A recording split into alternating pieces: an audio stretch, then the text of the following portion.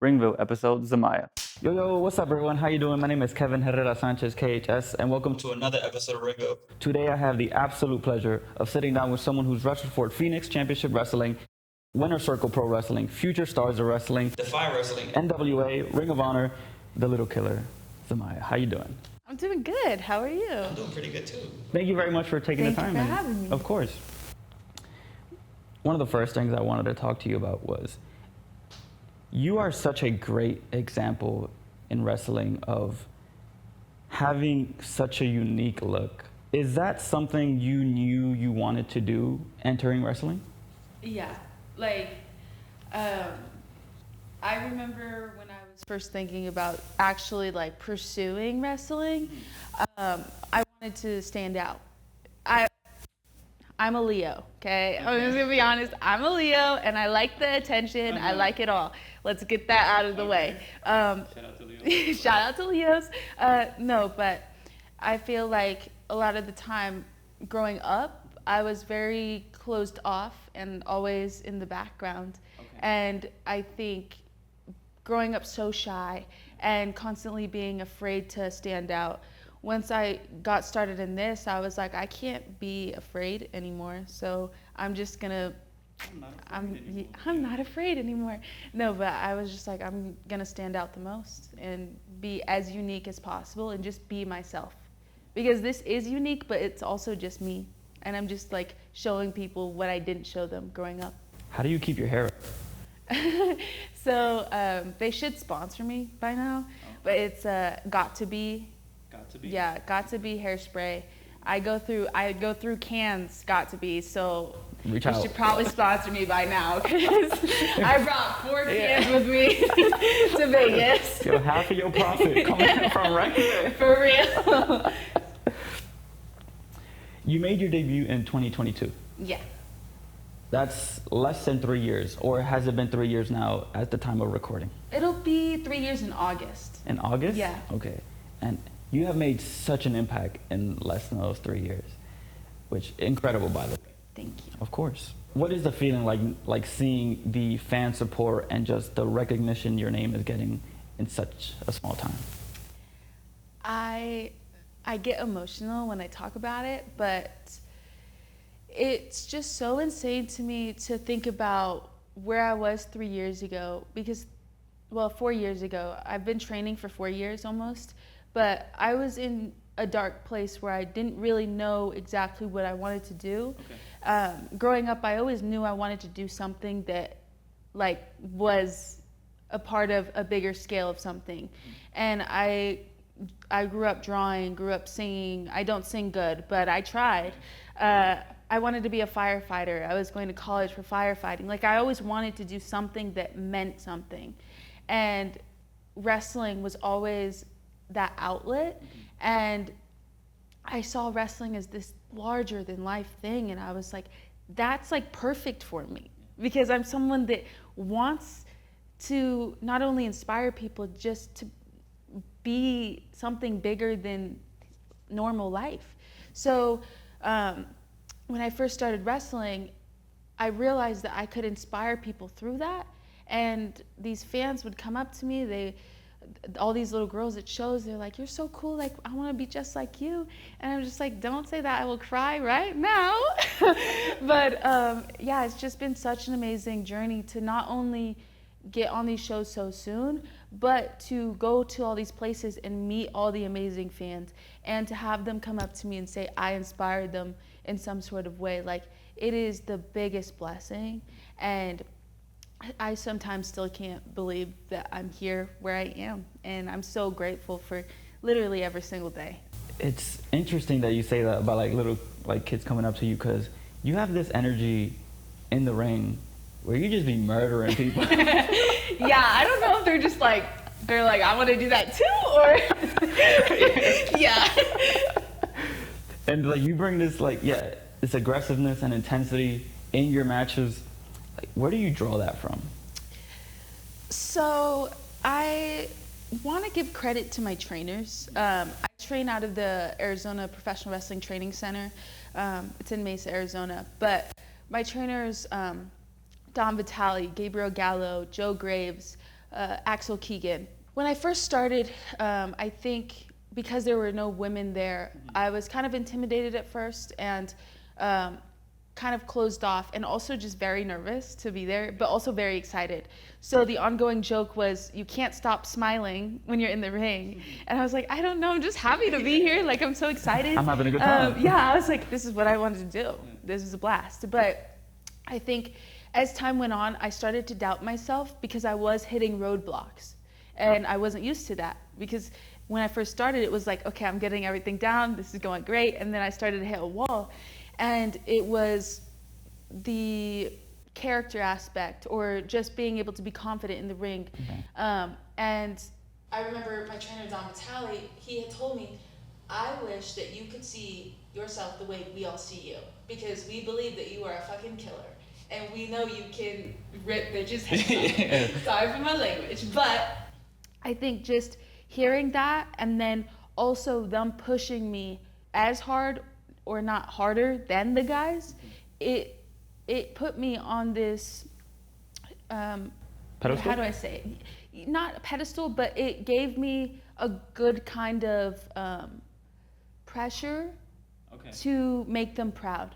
And I was like, wait, you guys actually make sense? Because you're saying I could kill people in a good way. You know, And legally, and you're giving me the confidence, and then I'm actually doing it. So this is all making sense, and I'm having fun while I wrestle like this. And them as wrestlers, naturally, they are hard hitters. They're aggressive, they're intense. And I was like, I want to be just like you guys. And so that's what I think about. They're the reason that I'm like this, is I want to wrestle just like them. They walk into a room, you're like, damn, those guys could kill me. I'm scared. And I'm like, I want to be just like you. So I look up to them a lot, and I think that's why I am the way I am. If not just my angry past of me just wanting to. I don't know, guys. Well, you know, like, what can I say? It's fun to me. well, you kill people in the ring. It's fun to me, you know. It's fun. We're just having a good time. Yeah. Well, you, not that. Yeah, they're right? crying, Yeah. but it's a good time to me. Exactly. And that's all that matters, Yeah. right? Like, And the kids are cheering. What am I supposed to do? Stop? think about the kids, you know? Think about the children. That's funny about. What were some of those things that you picked up very easily when you were first starting training? I do think the intensity was one. I do think over time another level got added, but I think at first my trainers were surprised at just how physical I was, because I feel like, no shade, but it's not something that is normally seen in female wrestling. It's just someone that can be intense naturally. And so I picked up on that very well. Not character. I was just laughing and smiling. That came, having a good time. That came way later. But yeah, just being able to be intense. And I also just love learning. So I was very adamant about just learning the craft and taking it day by day. And yeah, I don't know. Just the intensity really, but overall everything. Flex. Not to flex. Nah, that was a gravy flex. Oh, you should see me now. I hit roadblock after roadblock. I'm like, oh man, I suck. But what are some of those roadblocks that you've now hit? I can't leave the ground. I'm scared of heights. So if you tell me to jump, I'm gonna get scared. And that's why I just knock people down, because I'm like, there, I can handle you. If you're up here, I'm scared. I can't follow you up there. But aside from the wrestling, I feel like the biggest roadblock that I've hit is self-doubt. I feel like comparison is very easy, and it's also very terrible to do, because we are in a business where everyone should stand out, everyone should be different. And I'm also someone that does stand out, but I also have this voice in my head that constantly compares to everyone else. And I feel like that caused me to hit roadblock after roadblock, where I was not only doubting myself, but wanting to change who I was and wanting to be something that I'm not. Okay. But she comes and she goes. Yeah. Yeah. Like in those times of self-doubt, Like, what do you do to kind of get over that? I wrestle. Yeah. That's kill the people. easy answer. I kill people. No, but I feel like I reach out to those who train me because they're my biggest supporters other than my family. They'll tell me what I need to hear. They'll tell me what I need to work on. And they're going to be honest with me, even if their honesty is just, you're being silly. Like, you're a badass. Chill out. But yeah, other than just going to those close to me and just explaining how I feel and actually looking for help, because I feel like before I was very sheltered with my emotions, and now I'm very open. Like if I'm not feeling good about something, I'm open with them, and they'll tell me how to get past this because they've been through this. They've wrestled since I was like 1, so they've been through all this and they understand. But other than that, I just go wrestle, sweat, and almost pass out, and then I'm just like, wow, I feel great. I feel great. I just let all my anger out. Right, there you go. Like just a bunch of screaming. Yeah. Or the gym. I'll just go there and I'm just like, I feel good now. What are you listening to when you're at the gym? That's a good question. No one ever asked me that. I listen to a lot of Suicide Boys. I'm a big Suicide Boys fan. Sponsor me, or just give me free tickets. I don't know how you'd sponsor me, but give me free tickets. Send her merch. Send me merch. Yeah, no. No, but I also love this band called The Neighborhood. Yeah, they were based out of California, but I'm obsessed with them.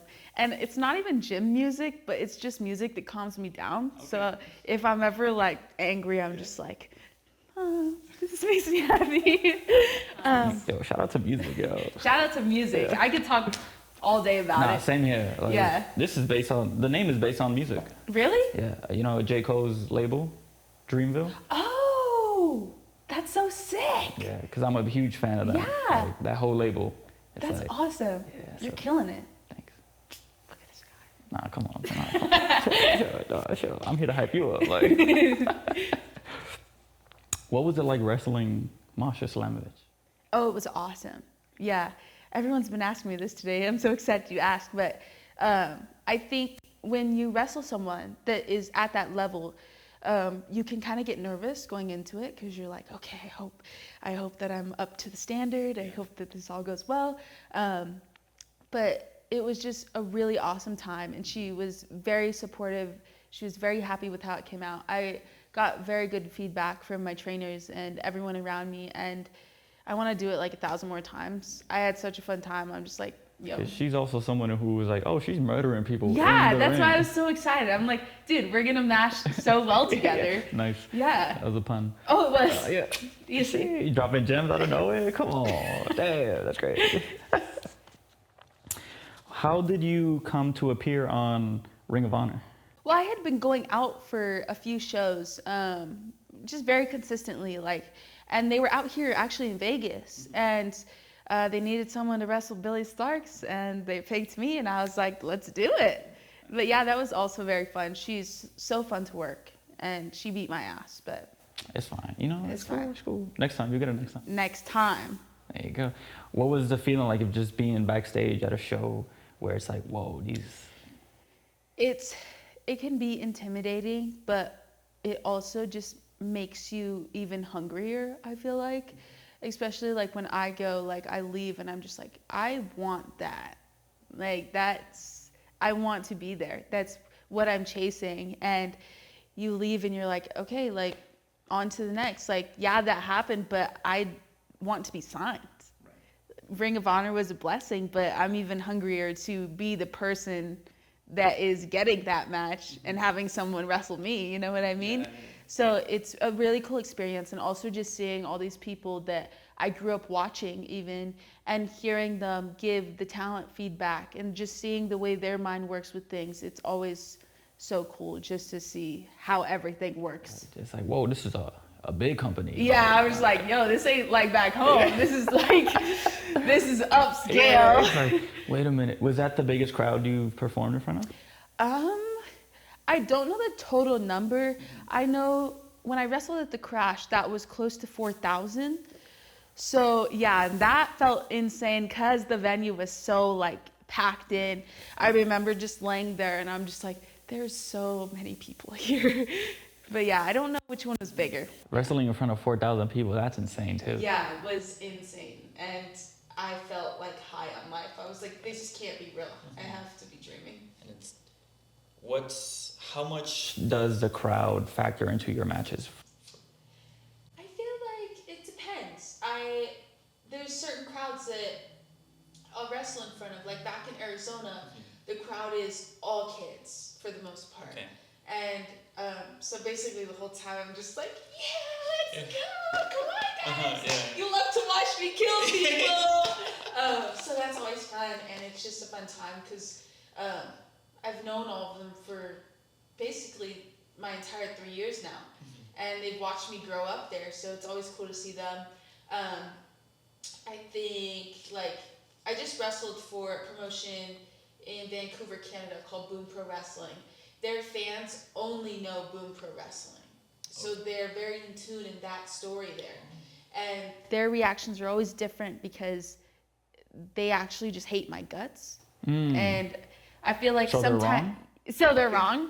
Exactly, guys. No, but sometimes I go to promotions and the crowd boos me, but they also like the look, so they're just confused. I don't know what to do here. They're like, oh, you're cool, but you're not. I'm just confused. Yeah. Right. So it's always cool going to Canada because they just hate me.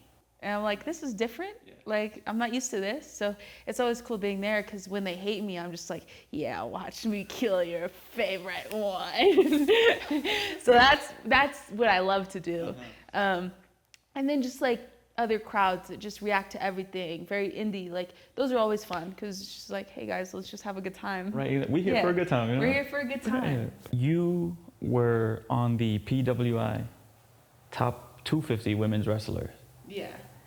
And you were 226. What does that mean to you? It means so much. I grew up buying those magazines. Like, I even had the issue, what is it, like the subscription where you just get it mailed to you every month. And I remember like everyone joking about it happening. They were like, yo, you're gonna be in PWI, like you've been doing it. And I'm just like, guys, stop. Like, it's like, me? Please, you guys are joking. It's not gonna happen. I'm fine. But like in my mind, I was like, that is one of the biggest goals of my entire life because I've been wanting to be in that magazine since I was like 5 years old. And so to be in it and to have like my photo in it, like I can't even put into words how that made me feel. I remember I was just sitting on my bed. I see it. I just start bawling. I'm like, no way this happened. Like, this is insane. And I also... And this isn't bad, okay? No one get mad at me. So when it came out, I didn't look at it. I didn't buy it. I didn't do nothing because I was like, I'm not in it. Like, I'm not gonna. So 2 days later, I get someone calling me and they're like, yo, you're in PWI. And I'm like, stop lying. Yeah, stop fucking lying to me. Yeah. Stop lying, I will cry right now. And they go, I bought it, dude. Like, check this out. And so I ended up finding out 2 days later. But, like, it was really funny how it happened. And, like, my reaction was still valid. I was just bawling my eyes out. And I'm like, this is nuts. And I went and bought 10 of the magazines. I was like, thank you. I'm gonna have this forever. Like, yeah. I was like, in case this one gets burned, this one gets wet. Not a deal, right? I will have these for life. Yeah. Well, congratulations Thank to you. No, of course, that's like a huge. Yeah. It's because that's PWI. Yeah, dude. I was super excited, and now next goal is just top 500 of all. Yeah. You get there. You get. Thank you. Yeah. You know, come on, like, yeah. So you've been in tune with wrestling for a long time. Yeah. Who introduced you to it? My dad. Your dad? Yeah. There's this like ongoing tale about my family where Monday Night Raw was actually playing on the TV the night I was born, like just a rerun. Okay. My mom was holding me and it was on, and they swear by this. And I'm like, I will believe you guys. I'm gonna tell people this story, and if you're lying. But yeah, they said it was playing there. And then I remember my dad used to have like TNA on, and I would be running back and forth, and I'm just like, yo, what is that? What you watching there, boss? What you watching there? Yeah. And he's just like, yo, watch it with me. And so I started watching it, and I was just hooked ever since. And I've just been a fan for as long as I can remember, like of everything, TNA, WWE. Like I was just constantly, yo, this is what makes me feel normal. Like this is my thing. Yeah. Who were some of your favorites? CM Punk. CM Punk? Yeah, he's my goat. Like just the way he wrestles, to the way he speaks on the mic, his attitude, just his aura, like everything combined. I'm just like, yo, thank you. Like you raised me basically. Like you molded me to who I am. And Triple H, goat. Seth Rollins, a goat. I love Rhea Ripley. How could you not? Yeah, Like, she does really great things.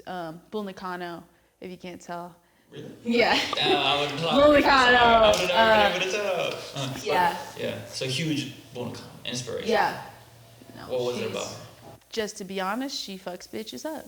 And I love that. Like, I feel like girls should be able to keep up with how intense dudes are. And when I saw her wrestle like that, I was like, yo, that's who I want to be. And I was like, damn, the hair's dope too. Might steal that.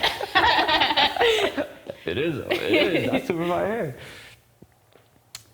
What were people's reactions when you first did your hair in that way?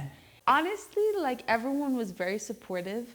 I think because my very first match, I had pigtails on both sides. It's very opposite of everything. And then by the second match, because I remember watching back my first match, and I was like, I don't like the pigtails. So then I tried that hairstyle the second time around, and everyone was like, yo, this is it. It's the one. Yeah, they were like, don't go back. And over time, it just got taller and taller and taller. So, What was your time like at NWA?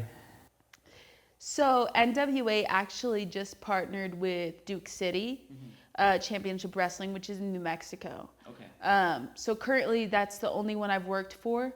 But I've gotten to wrestle Natalia Markova, who is regularly on NWA, and that has been such not only a great time, but she's taught me so much in such little time, and she's taught me stuff I haven't been told before.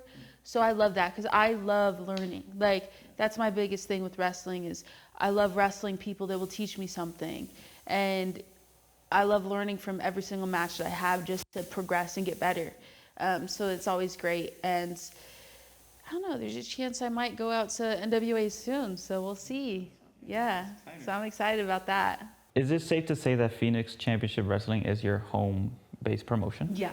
What's your time like been there? It's been awesome. Like, it's my favorite place to wrestle to this day. Like, I can go everywhere, and I'm just still like, this is the place. It's such, not only a family environment, but the way things are ran there is so professional, and we all band together, and we all strive to just be the best. And we work so hard. Like, we work so hard to just put on a great show for people. And everyone is so supportive of each other. And if someone has a bad match, they'll be like, yo, that was bad.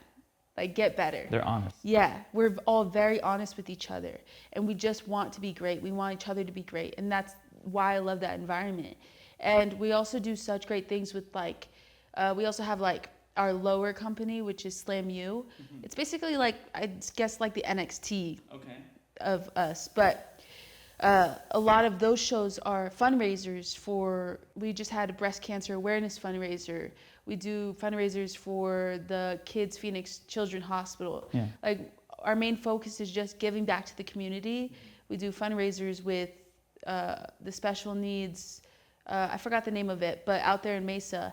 We're just we want to be a part of the community, and we want to make it bigger than wrestling. That's our saying there, is at Phoenix Championship Wrestling, it's bigger than wrestling. Oh, that's beautiful. Yeah, Yeah. so that's why I love it there. Like, it's just more than wrestling. And it, like, after every show, you're just, like, emotional because you're like, damn, like, that was fun. And we accomplished what we wanted to accomplish. So. What are some of your proudest accomplishments in your career so far? Dang, I feel like that's hard. Flex, there's so many. Like. Stop. That's not what I meant. I feel like my biggest accomplishment first was winning the PCW Ultra Women's Championship, because since I debuted, I told everyone I was going to do it. And I was like, that's what I want right now. That's the goal that I'm chasing. And once I did it, like, I remember just crying in the back. I was like, yo, I did that. Like, and growing up, I never really felt successful about anything. I make this joke that I always came in second place, like, just with sports and everything. We went to the championships, got second place. So I never really got that, like, fulfillment of actually accomplishing. So when I got that, I was like, okay, that's cool. Ring of Honor. Like, I used to watch Ring of Honor growing up. Okay, I did that. That's awesome. But I think, like, my biggest accomplishment is just seeing my dad and my mom proud. Like, their faces, like, they're at every single show in Arizona. They don't travel. But in Arizona, Yeah. they're at every single show with my dog in their arms. Oh, shout out to your dog. Yeah, shout out Bertha. Shout out Bertha. I miss you. But they're there and they're cheering, and we make this joke because he's always there just with this phone. He's like this. For a quick sec, I thought you meant your dog. No, with the phone? No, my dad. We call him J-Dog. The whole roster there knows him. They're like, yo, J-Dog. But he's always there with his phone. And he's always commenting on everything. He's always reposting everything. He's always like, hey, how are you doing with this? How are you doing with that? And I was getting emotional. But it's just so cool seeing him, like, because growing up, he was like, yeah, that's what I wanted to do. But he never got to do it. So I'm like, yo, I'm going to do this, like, for you. Like, I'm going to accomplish this, and you can live through me. Like, we'll do this together. So it's always cool just seeing him be happy for me and him be proud. Oh, that is really nice. Yeah. Oh, We just cried and you know. Oh, well, thank you very much for taking the time and sitting down with me. Yeah, of course. Thank you for having me. Of course. Anything you would like to plug to the cameras? I don't know. I think my social media is going to be hooked to this already. Follow me on my socials. Yeah. ProWrestlingTees.com. Buy my merch. I got cool shirts. She do. Yeah. She do. And Yeah, that's pretty much it. everything will be in the description Yeah. below too, so all the links are right there. Well, yeah, thank you very much. Thank you. Of course. Until next time, everyone, we out.